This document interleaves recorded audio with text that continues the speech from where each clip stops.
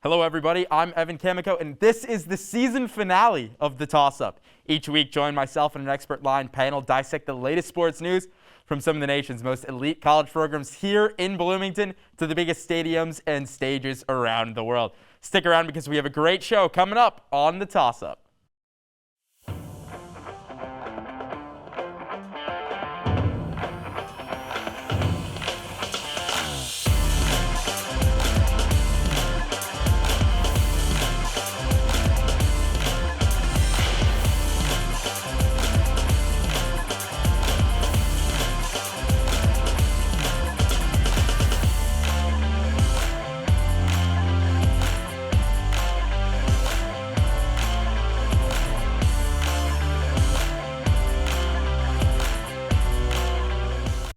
We are finally here, December 8th, 2021, the last show of the semester and the year. It has been an honor to have been the host of the Toss-Up over the past year, and I cannot wait for the next year.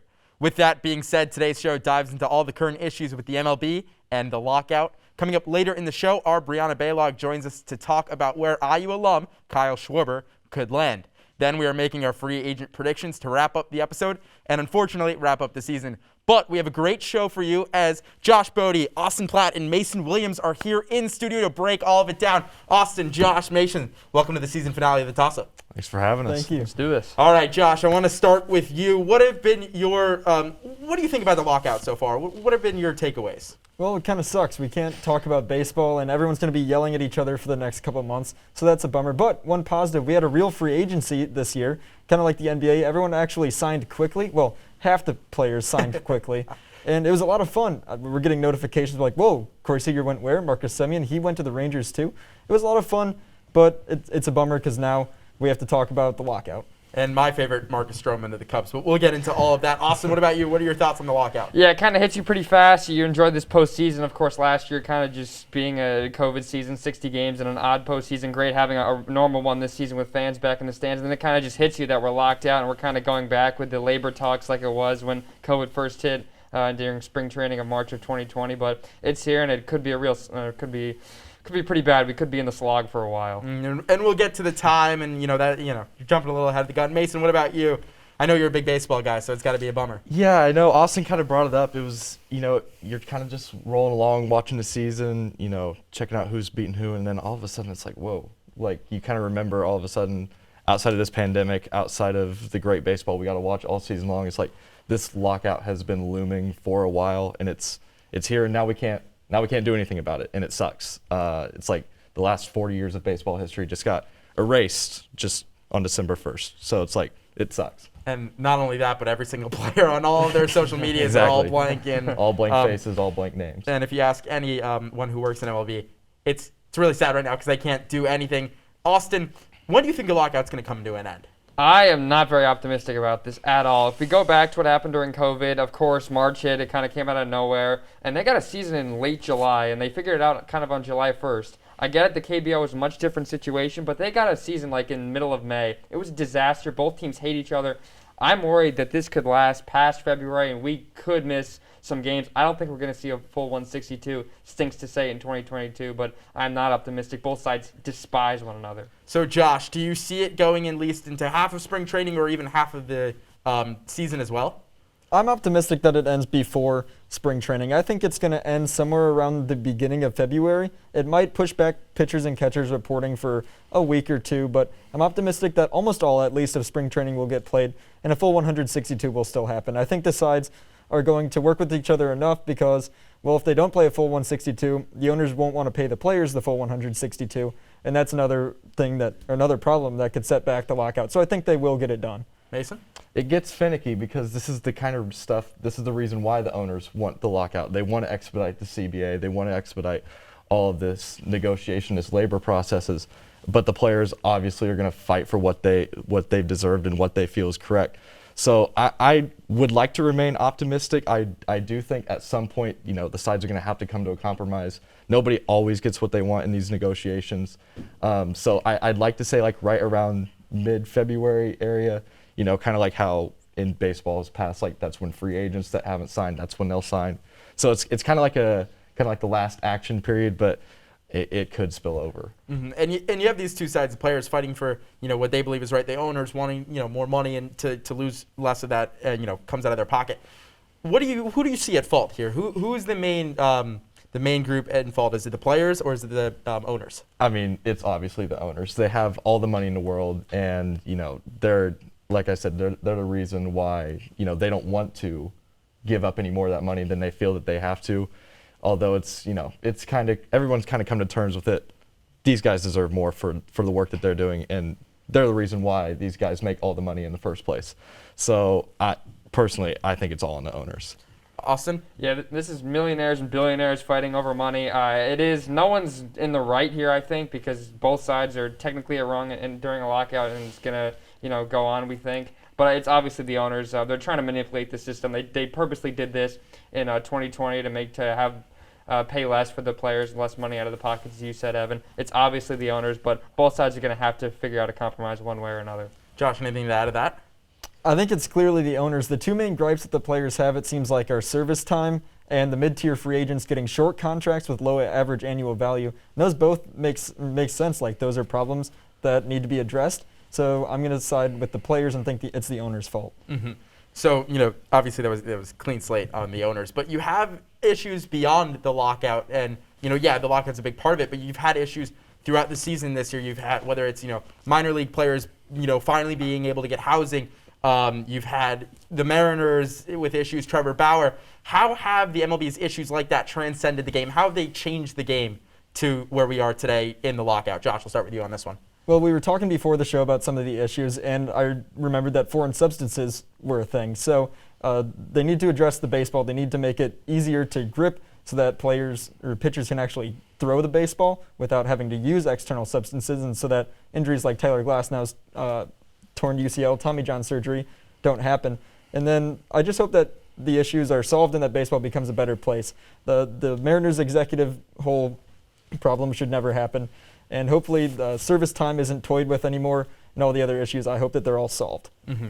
Austin? Yeah, something big I think is sign stealing. Of course, the Houston Astros 2017 scandal really opened this can of worms. And, you see guys on second base peeking in, and we've seen guys like Kenley Jansen literally purposely balk to send the runner from second to third. That's a huge issue. Everyone's so superstitious now. And then the whole Kevin Kiermaier thing, when he took the card out of the Blue Jays pocket, gave it to the dugout, and then they hit him the next game as a result. I think just little things like that are just unnecessary, and, the whole what's fair game and what's cheating and whatnot, that's a question that really should be solved, and hopefully it gets smoothed out after the CBA is agreed to. And you bring up a great point with sign stealing. I think that it's something that's so common because when I was growing up and being taught how to play baseball on the varsity level, they taught us how to properly steal signs. There's a way to do it properly and a way to, illegally sign steal and use technology. So Mason, what do you see there? What are your opinions on the issues in baseball? Well, I mean, I think like you mentioned that there is a right way to do some of these things, but I mean, these guys brought up a lot of great points with a lot of the issues. It's no secret that baseball has been lined with issues for a long time. But now, it's just going to get even more, I guess, pronounced because you have a lockout where guys that are injured over the offseason, they can't rehab at their facilities. They can't continue to train at their places where they're used to and where they can get the best coaching in the world and the best instruction in the world. So, I mean, these issues could transcend baseball now. We could be talking about the ramifications of this long into the future. Mm-hmm. So with that, the lockout, hopefully it comes to an end. Mason, I'll start with you on this one. What are you looking forward to when the lockout comes to an end? I mean, when it does finally come to an end. Besides baseball just being back in general. Right. I feel like it's kind of a cop-out answer, but all the new faces on the new teams, we've already seen a lot of guys move. A lot of guys that we didn't even think would move. Like, why is Texas spending over $500 million on free agents this year? Nobody knows, but it's going to be fun to watch. All that kind of stuff. Like, who just breaks out when we don't expect it to? Who's the next young face? There's a lot to look forward to when baseball comes back, but unfortunately, it does look like we're going to have to wait a little bit. Mm-hmm. Austin? Of course, fans being back in the stands, this will be the most normal 162 we've seen since 2019. And I think we're going to see some new things. Universal DH is rumored to be in effect, which I think is a good thing. Baseball's always needed more offense. And there's rumors of a playoff expansion, which I'm not a huge fan of, but that's a story for another time. But that means the teams that didn't make the playoffs, they were big spenders. Of course, you mentioned those Rangers, the Mets, they got Scherzer as well, spending so much more money. I think we're going to see more teams in the playoffs, more fan bases involved. I think it's going to be a great thing for baseball. Josh? Yeah, Austin mentioned the playoff expansion. I really don't like the one that the owners have offered. I think it's terrible. I think they should keep what they're doing right now. And universal DH as well. I would love to see the universal DH. Now, I love a pitcher home run as much as the next person, but when pitchers are hitting so poorly, it's really hard to still validate that they should be hitting. And hopefully a real spring training is something I'm looking forward to. Spring training atmospheres are some of the best there are. There's so much player interaction. The games are awesome. And hopefully we get some fun spring training stories because there's always crazy stuff that happens in Florida and Arizona. So those are the things I'm looking forward to. And you bring up great points, and I'll start with your first point that you made on that was the expanded playoffs. I'd agree. I think the 2020 playoffs, whatever the wild card was, I think that was horrible. It's not fair to have, there's a bit of bias, but why should a number 6 Miami Marlins team have to go to Chicago and play a wild card set against Chicago when the Cubs, won a division and Miami shouldn't have even been there? But you understand why it is. The other one that you brought up that I really agreed with was that actually I disagreed with, universal DH. And the whole reason behind universal DH that I don't agree with is if you look at the actual numbers, the NL and AL, the NL actually leads in average run scores per year. It's, I believe, 8.7, 8 to 8.5. So if you really do the math, the National League without the DH still hits better than the American League. So just, it's gonna happen, which is unfortunate, but I don't, you don't really like it. And before we go to break, really quick, from the players that have signed already, Josh, who's your favorite player to their new team? I don't know. I think Marcus Semien to the Rangers is interesting, but I think the best one is Max Scherzer to the Mets. I mean, the Mets having Max Scherzer and Jacob deGrom, Mason's droning right now because he doesn't want to face him in the Subway Series. You're right, I don't. I mean, deGrom and Scherzer are probably the two most dominant pitchers of the last, a handful of years. And them being in the same rotation, it's pretty crazy. Austin? I like Corey Seager to the Rangers. They got their brand new ballpark, which I'm honestly not a huge fan of. I think it's kind of a pitcher's park a little bit. But for a team that screamed for solid players, of course, they got rid of Joey Gallo, who's supposed to be their main star. This could be a really good team. This could be a fun AL West. And the home run leader in that park, Corey Seager. Mason? I think one that nobody's really talked about enough is Noah Syndergaard going to the Angels. You've got two generational talents in Mike Talent and Shohei Ohtani who have been sitting on the couch all postseason for the last handful of years or so, and it's good for baseball to get those guys in front of the biggest stage on the postseason, in front of the postseason light. So hopefully Syndergaard, they need a lot. It's going to take a lot, especially with how stacked the AL West has become this offseason. But I do like that move for Syndergaard, even if it's just to kind of bring in some veteran depth to their staff and really train up some new guys. But, I think Syndergaard is a good fit there for 1 year. Well, Mason, Austin, Josh, stick around because coming up after the break, Brianna Baylog joins the show to break down potential locations for free agent and former Hoosier Kyle Schwarber. And we're making some more free agent predictions. Stick around. We'll be right back.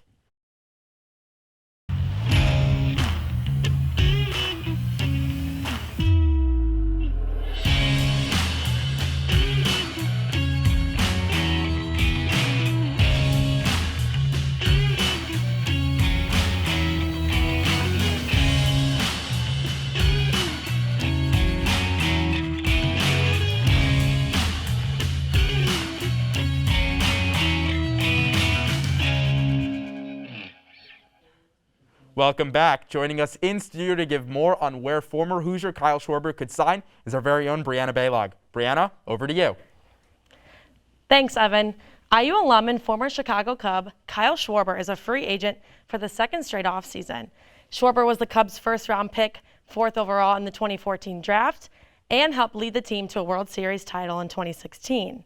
After the Cubs did not offer him a contract for the 2021 season, he then became a free agent. Schwarber settled for a 1-year, $10 million contract with the Nationals, which included a $3 million buyout on an $11.5 million mutual option for 2022, which he then declined after being traded to the Red Sox in July. So what's next for Kyle Schwarber? Well, it appears he is drawing plenty of interest. He recently had a serious discussion with the Philadelphia Phillies, who are in full pursuit of him. While the Boston Red Sox remain interested in re-signing Schwarber, the Miami Marlins and the Colorado Rockies have him on their radar. Schwarber is said to be seeking a 3-year, $60 million deal. If he is really only looking for that 3-year deal, he could be fit to return to the north side in free agency. Maybe we could see him return to the Chicago Cubs. It's safe to say he has many options, but where will Kyle Schwarber end up? I guess we'll have to wait and see. Back to you, Evan.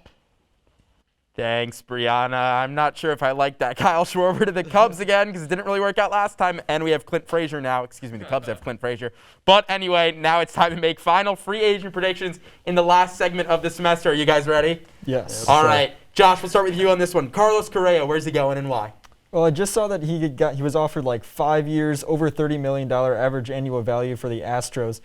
I think this one's a little bit tough. I think a great fit for him is the Yankees. The Yankees need a shortstop. And, you know, a lot of people hate Carlos Correa, so why not just go to the evil empire?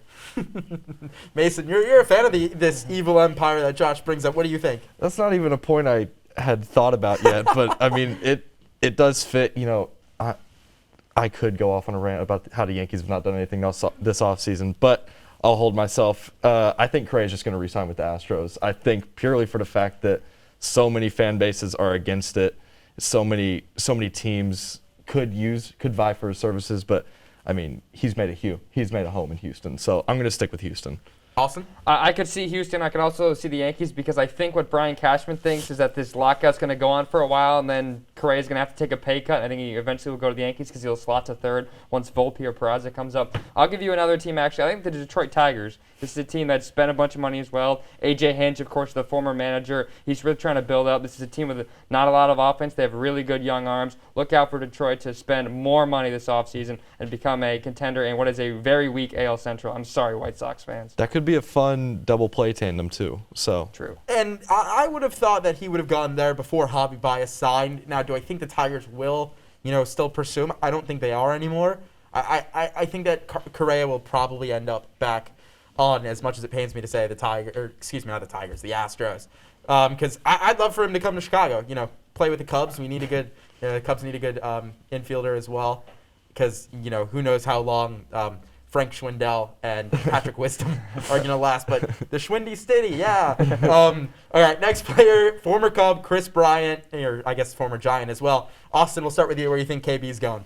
I think he could honestly still end up on the New York Mets. The Mets were very much rumored to get him during the trade deadline, couldn't quite do so. The Giants swooped him up because they knew the Dodgers were going to get hot and catch him right on their tail, which eventually happened in the NLDS. I think the Mets aren't done spending. They can spend as much money as they want, and the Mets will just somehow be the Mets every single year and fall right on their face, which honestly I could see happening again. But I think to really bolster that infield, especially the year Lindor had last year, was completely awful, and Baez was not very good either. I think they want a third baseman who's solid, going to stay healthy, play good defense. I think Kris Bryant's going to the Mets. Mason? I think for the same reasons you mentioned that the Tigers could still be in on Correa, I'm going to say that the Phillies should go spend money and go get Kris Bryant. They do have young talent with Alec Boehm at third base, but, Kris Bryant's one of the most versatile players left out on the market. He could play outfield. You could put him right in order, right next to Bryce Harper, and you have a powerful 1-2 duo in Philly. So I think Kris Bryant to Philadelphia makes the most sense. And to that, KB and Harper, friends from growing up as well. And to add to that, Kris Bryant did try to recruit Harper a couple years ago to the Cubs. Josh, where do you think KB is going? I like Mason's point about positional versatility. I believe in his All-Star game mid-game interview, he said his favorite position was center field. And he plays pretty much every position other than catcher and pitcher on the diamond. So I think every team should at least take an interest in him because, you sign him for multiple years. You should finish your rebuilding cycle in a few years.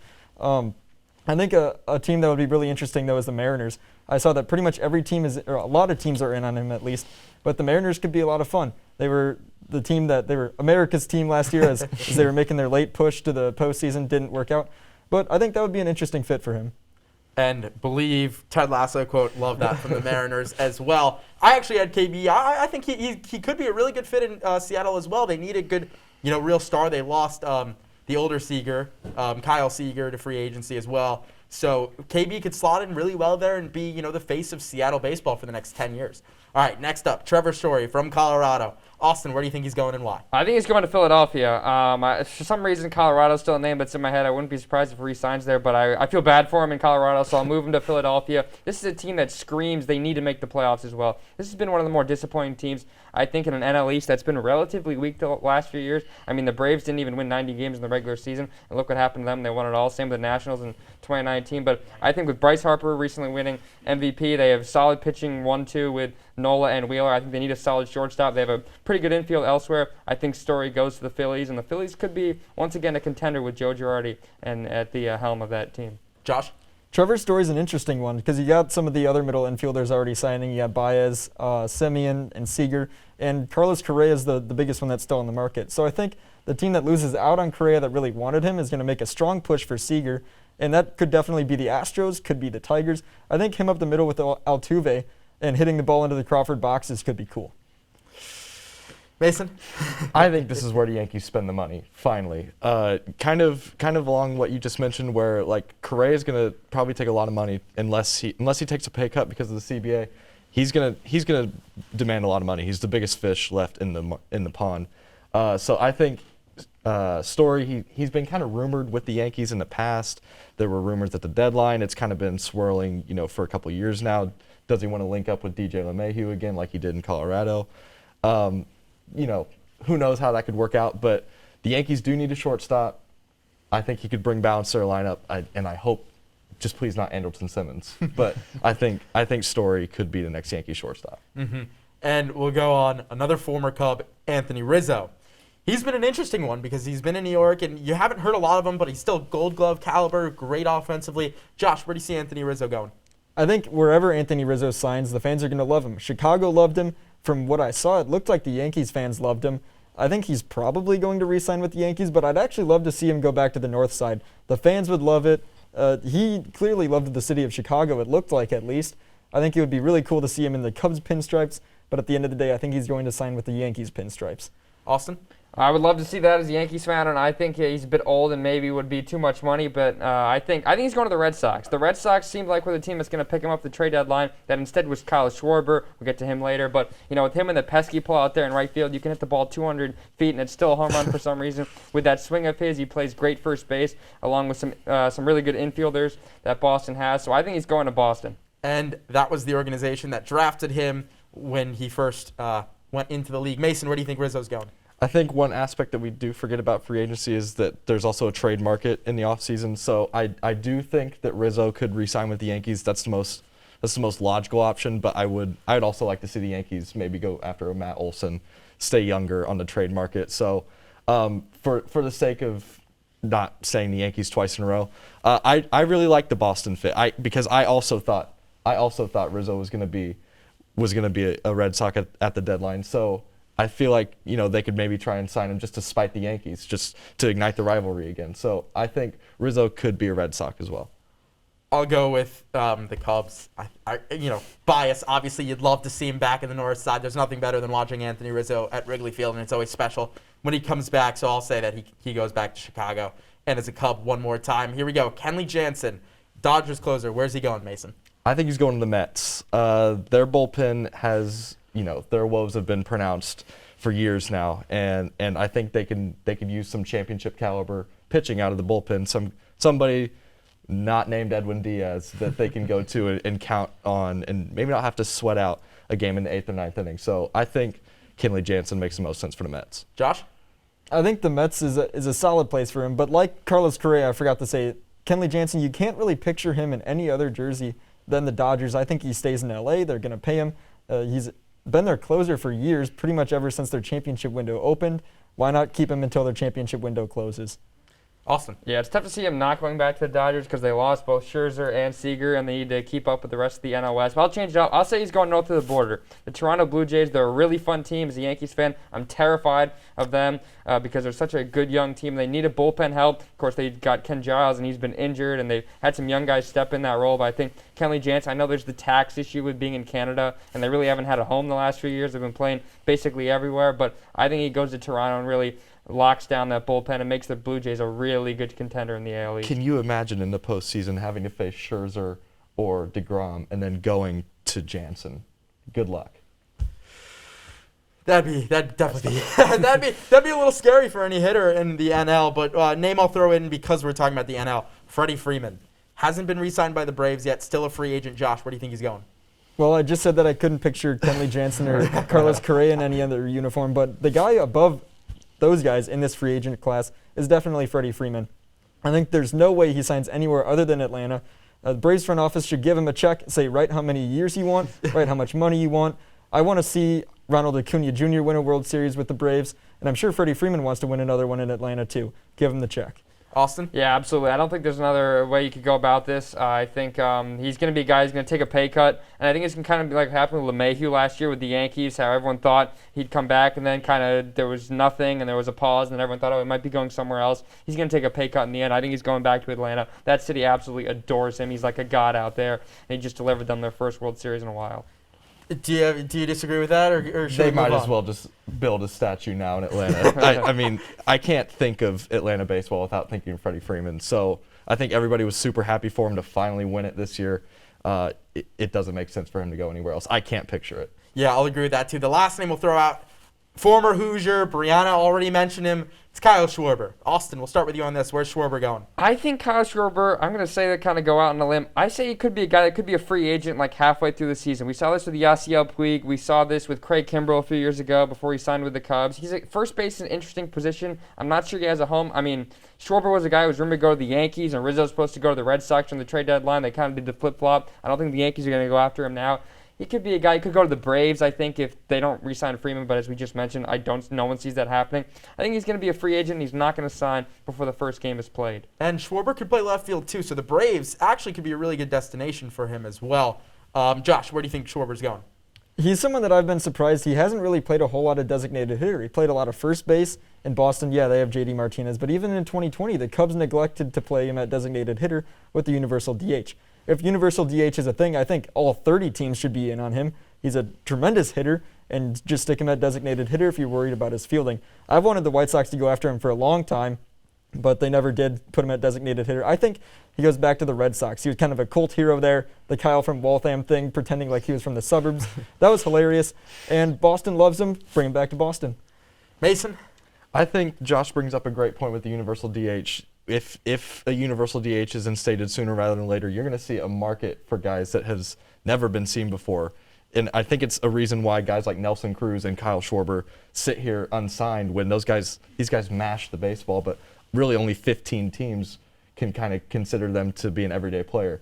So I think he makes the most sense with Boston, but I would like to see them use him in that DH role a little bit more.